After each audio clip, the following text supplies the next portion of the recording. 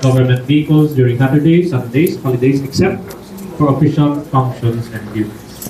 This particular DLG memorandum circular has also cited several relevant provisions of law, specifically the Executive Order number 292, otherwise known as the Administrative Code, Section 75, of which provides that motor vehicles shall be used strictly for official business, bear government plates only, and after office hours kept in garage provided therefore for the office or agency to which they belong, except when in use for official business outside of office hours.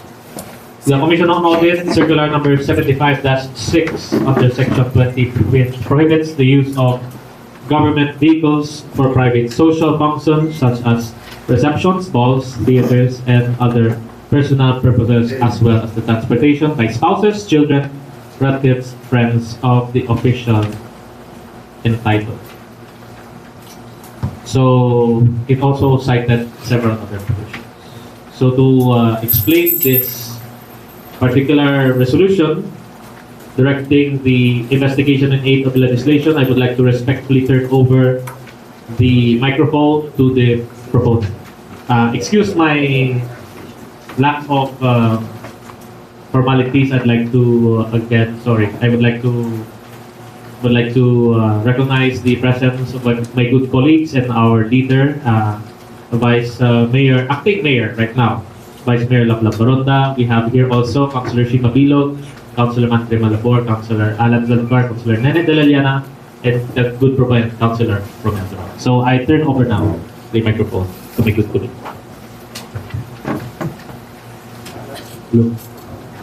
Hello. Thank you, Councilor Sarabia. To my good colleagues, to Vice Mayor Laplab Baronda, no? And to all those who are present here, thank you for coming and for giving importance to this committee hearing. It involves practically all of us in the government service, especially because of the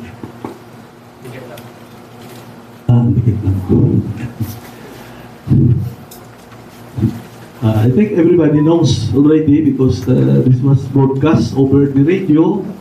That is why I passed a resolution to all concerned government employees using government vehicles, not specifically directed to anybody, or to anyone, para ini sa tanan. That includes me. The proper use of government vehicles, as mentioned by Councilor Sarabia, there are so many guidelines. We have the DILG, the COA, and because of that, office order was also issued by the city administrator dated June 8, 2026. Government property, there are rules to follow. Balaan naman siguro to, hindi ko na pag-i-announce. Siguro mamangkot na lang kita sa nagpatuman sini, no?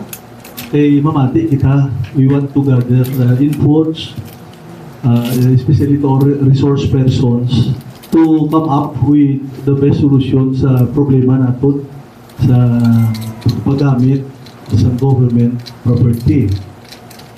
Ayun, na-invite mo ang DILG. Oh, yeah. So we have the DILG, the GSO. The GSO is also around. Okay. COA, wala. Okay. So instead na kita, mamati kita siguro sa resource persons para oh yeah, we start with the GSO. Pwede daw sila ng ato mga custodian sa government property, no? So they will be the one to explain to us